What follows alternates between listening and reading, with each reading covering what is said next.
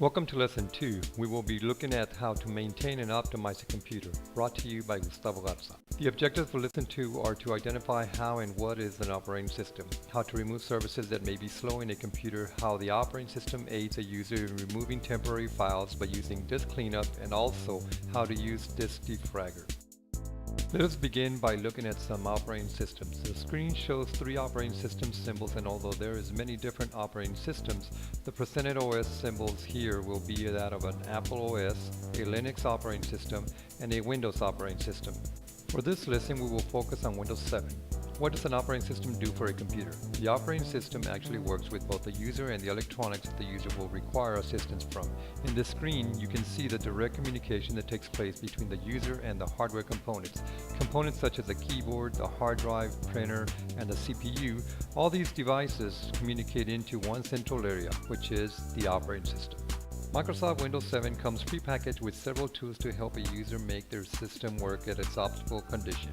One of these tools is the Microsoft System Configuration Utility. You can begin the System Configuration Utility by simply clicking on the Start button and typing msconfig in the Run box as shown here. In the Program box on top, the System Configuration link should be available. After you click on it, the utility begins at the General tab, where you can do more troubleshooting techniques, but that won't be covered in this lesson. Select the Startup tab. Here you will find programs that are starting when the operating system is started.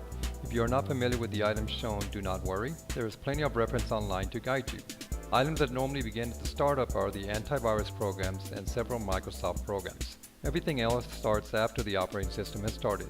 The fewer the programs at the startup, the faster a computer will boot up. After identifying items in the window, you can select the program that you want to stop from running by deselecting the checkbox on the left of the program. After you are satisfied with selections, you can apply the changes and click OK. The screen should close and prompt you with your changes. In the Service tab, we will find services and the status of those services. Similar to the previous screen, the tab provides a view of the services and the manufacturer of those programs while also showing the status of the service. As you can see on the screen, I have unchecked the Adobe Update service in order to prevent the continuing warnings I get of a new updates to this program. Once I am satisfied with the programs I have selected to stop, I click Apply, then OK. Let us now start up another tool called Disk Cleanup. Click the Start button.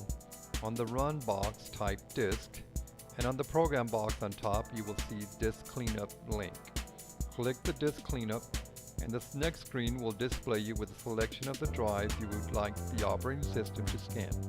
After you select the drive, click OK, and depending on the size the hard drive scans, the process could take a few seconds to a few minutes.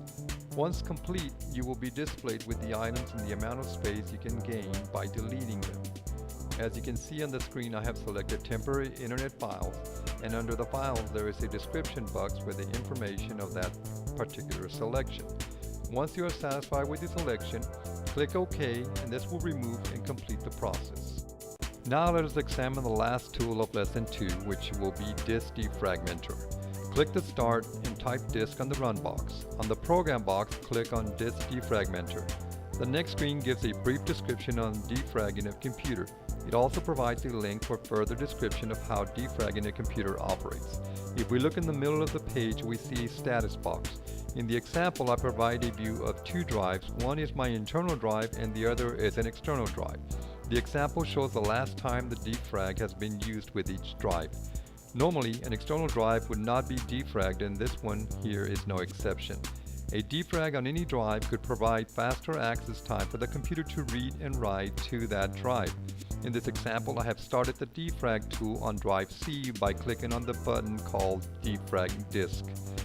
It is preferred that you defrag a drive during evening times when no person will be using the computer. The reason for this is that the defrag takes time to complete its process, and you would not like to interrupt the processes, as this might take longer for the computer to complete.